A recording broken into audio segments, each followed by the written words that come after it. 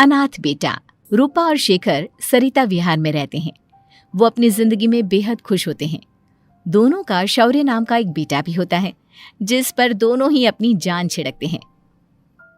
शेखर, अब तो आप शौर्य को अपनी गोद से नीचे उतार दीजिए, उसके सोने का टाइम हो रहा है। नहीं रूपा, इसे मेरे पास ही रहने दो प्लीज। मैं थोड़ी देर में इसे बिस्तर में सुला दूंगा।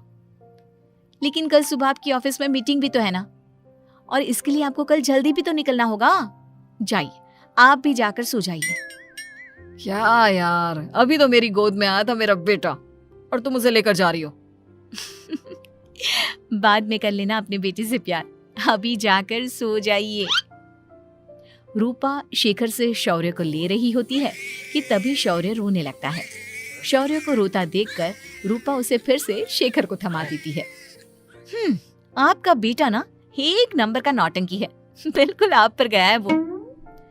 साफ बोलो ना, तुम्हें जलन होती है हम दोनों बाप बेटे का प्यार देखकर। पहले बड़ा तो होने दो तुम शौर्य को, फिर देखना वो सबसे ज्यादा मुझे ही प्यार करेगा। देखते हैं। ऐसे ही दिन बीतते चले जाते हैं और एक दिन कैंसर की बीमारी के चलते रूपा की मौत हो जाती है। अब शौर्य 3 साल का हो चुका होता है, जिसके कारण उसकी दादी शेखर पर दूसरी शादी का दबाव बनाने लगती है। शेखर, शौर्य अभी बहुत छोटा है और उसे इस समय एक माँ के प्यार की बहुत जरूरत है। माँ, मुझे दूसरी शादी नहीं करनी। क्या पता जो दूसरी औरत आएगी वो मेरे बेटे को एक माँ का प्यार दे या ना दे। तो रूपा की छोटी बहन वैशाली से ही शादी क्यों नहीं कर लेता? वो तो शौर्य को एक माँ का प्यार पूरा दे सकती है ना। मैंने कहा ना माँ, मुझे दूसरी शादी नहीं करनी, और अपनी ही पत्नी के बहन से तो हरगिज नहीं। ऊपर से अगर रूपा देख रही होगी तो वो क्या सोचेगी? अपने लिए ना सही, लेकिन तुझे शौर्य के लिए तो शादी करनी ही पड़ेगी ना बेटा। शेखर कुछ कहता उससे पहले ही अंजुमन उसे रूपा की कसम दे देती है, जिसके आगे मजबूर होकर शेखर शादी के लिए हामी भर देता है। देखो वैशाली, मैंने तुमसे शादी सिर्फ अपने बच्चे के लिए की है। मैं चाहता हूं कि तुम उसे एक माँ का भरपूर प्यार दो। शौर्य, आपके साथ साथ मेरा भी कुछ लगता है। अगर आप मुझसे शादी नहीं भी करते तब भी मेरा प्यार शौर्य के लिए कभी कम या ज्यादा नहीं होता। शादी के कुछ दिनों बाद ही शेखर की माँ की भी मौत हो जाती है। वैशाली शौर्य को एक माँ से भी बढ़कर प्यार देती है। शौर्य को लेकर वैशाली का यूं निस्वार्थ प्यार देखकर शेखर को भी उससे प्यार हो जाता है और कुछ सालों बाद शेखर और वैशाली का भी लड़का हो जाता है। लेकिन इसके बाद वैशाली का शौर्य को लेकर बर्ताव बदलने लगता है। वैशाली, मैं देख रहा हूं तुम आजकल शौर्य का जरा भी ध्यान नहीं रख रही हो। मुझे पता नहीं था कि आदित्य के होने के बाद तुम इतना बदल जाओगी। आदित्य मेरा अपना सगा खून है और शौर्य दीदी का, फिर मैं दोनों में अंतर कैसे नहीं करूं? माँ भले ही दोनों के अलग अलग है, लेकिन पिता तो एक है ना। अगर मुझे पहले पता होता कि तुम इतनी जल्दी बदल जाओगी तो मैं कभी तुमसे शादी ही नहीं करता। हाँ, तो किसने कहा था आपसे मुझसे शादी करने के लिए? मैं थोड़ी ना आई थी आपके पास, आपकी माँ ही आई थी मेरे घर आपका रिश्ता लेकर। वैशाली, मुझे तुमसे ऐसी उम्मीद नहीं थी। गुस्से में शेखर अपना पैर पटकता हुआ शौर्य को वहां से लेकर चला जाता है। पापा, मम्मा मुझसे प्यार क्यों नहीं करती? क्या मैं उनका सगा बेटा नहीं हूँ इसलिए मुझसे प्यार नहीं करती? मम्मा नहीं करती तो क्या हुआ बेटा, पापा तो करते हैं ना आपसे प्यार। कुछ दिनों के बाद, आज तुझे खाना पीना कुछ नहीं मिलेगा, चल चुपचाप से अपने रूम में जाकर सो जा। माँ, अब भाई को खाना क्यों नहीं दे रही हो? बेटा तू आराम से खाना खा, इस नालायक की चिंता मत कर। एक दिन खाना नहीं खाएगा तो मर नहीं जाएगा ये। अगर भैया नहीं खाएंगे तो मैं भी नहीं खाऊंगा। तू अपने भाई का भक्त क्यों बन रहा है? ये तेरा सौतेला भाई है, सगा नहीं जो तू लक्ष्मण बन रहा है। माँ, आपको इतना भी नहीं मालूम? श्री राम और लक्ष्मण सगे भाई नहीं थे। श्री राम माता कौशल्या और लक्ष्मण माता सुमित्रा की कोख से जन्मे थे। दोनों के सिर्फ पिता एक थे लेकिन माँ अलग थी। मुझे ज्यादा ज्ञान देने की जरूरत नहीं है, ये सतयुग और त्रेता युग नहीं है, समझे? आया बड़ा भाई का चमचा। इतना कहकर वैशाली वहां से चली जाती है। जिसके कुछ टाइम बाद शिखर वहां आता है और आदित्य उसे सारी बात बताता है। मुझे माफ कर दो शौर्य, तुम्हारी माँ के जाने के बाद मुझे दूसरी शादी का फैसला करना ही नहीं चाहिए था। अगर मैं दूसरी शादी नहीं करता तो शायद आज तुम्हारी ये हालत ना होती। नहीं पापा, अगर आप शादी नहीं करते तो मुझे आदित्य जैसा छोटा भाई कभी नहीं मिलता। थैंक यू मुझे इतना अच्छा भाई देने के लिए। तुम दोनों हमेशा ऐसे ही साथ रहना, फिर कोई भी तुम दोनों का कुछ नहीं बिगाड़ पाएगा। चलो मैं तुम दोनों को आइसक्रीम खिला कर लाता हूँ, बहुत भूख लग रही है ना।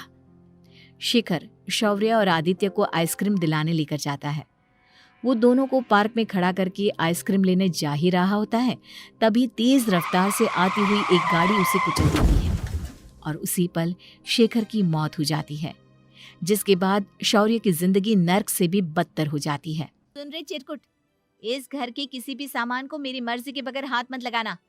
इन सब पर अब तेरा कोई हक नहीं है, समझा? ठीक है माँ, मैं आपकी इजाजत के बगैर किसी चीज को हाथ नहीं लगाऊंगा। चल जाकर अब पूरे घर की सफाई कर। महज 7 साल का शौर्य वैशाली के कहने पर अपने नन्हे नन्हे हाथों से पूरे घर की सफाई करने लगता है।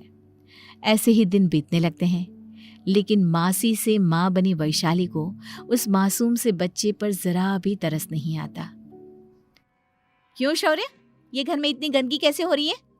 ढंग से सफाई नहीं की है क्या तूने? माँ मैंने तो अच्छे से सफाई की थी, लेकिन आदित्य बार बार इधर उधर चलकर गंदा कर देता है। अच्छा, खुद से एक काम ढंग से नहीं होता और अपनी गलतियों का जिम्मेदार मेरे बेटे को ठहराता है। इतना कहकर वैशाली बांस का डंडा उठाकर शौर्य को जोर जोर से मारने लगती है। तभी वहां वैशाली के मायके वाले भी आ जाते हैं और उसकी सारी करतूतें देख लेते हैं। माँ मैं ऐसा क्या करूं जिससे आप मुझे भी आदित्य के जितना प्यार करोगी? बोलिए ना माँ, मेरे क्या करने से आपके अंदर मेरे लिए ममता जागेगी? वैशाली शौर्य की एक नहीं सुनती, उसके ऊपर डंडे बरसाती जाती है। हद पार होते देख वैशाली की माँ उसका हाथ पकड़ती है और जोर से उसे थप्पड़ मारती है। यही सब करने के लिए तूने दामाद जी से शादी की थी? हमने सपने में भी तुझसे ऐसी हरकत की उम्मीद नहीं की थी। तू माँ नहीं, माँ के नाम पर एक धब्बा है। बस कीजिए माँ, आदित्य के इस दुनिया में आने से पहले मैंने इसे बहुत प्यार किया था, लेकिन अब जब मेरी खुद की औलाद है तो मैं किसी और के बच्चे से प्यार क्यों करूं? अरे नालायक औरत, जिसे तू किसी और का बच्चा कह रही है वो तेरी खुद की सगी बहन का बच्चा है। बहन है तो क्या हुआ, मेरे अपने बच्चे से बढ़कर तो नहीं हो सकता ना ये कभी। अगर यही बात थी तो तू हमें पहले बता देती, हम शौर्य को अपने साथ ले जाते। उसे इस तरह प्रताड़ित करने की क्या जरूरत थी? अगर आपको लेकर जाना है ना तो ले जाइए इसे, मैं नहीं रोकूंगी। नहीं माँ, मुझे कहीं नहीं जाना, मुझे आपके साथ ही रहना है। मैं तेरी कोई माँ बाबा नहीं हूँ, तेरी माँ मर चुकी है, समझा? अब निकल जा मेरे घर से। माँ अब बहुत गंदी हो, मुझे भी नहीं रहना आपके साथ, मैं भी भाई के साथ ही जाऊंगा। अरे तू क्यों जाएगा, तू तो मेरा सगा बेटा है, जाने दे इसे।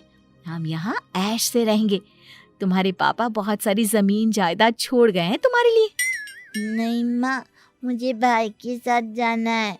आप अच्छी नहीं हो, आप बहुत बुरी हो, आप भाई को बहुत परेशान करती हो। देख वैशाली, तुझसे ज्यादा समझ तो इस मासूम बच्चे में है।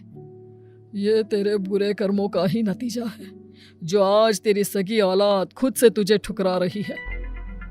आदित्य, तुझे इस शौर्य ने भड़काया है ना मेरे खिलाफ? नहीं माँ, मुझे किसी ने भड़काया नहीं, पर मैं सब देखता हूँ, सब समझता हूँ। भाई बहुत अच्छा है, वो आपकी जैसा नहीं है। चलिए नानी।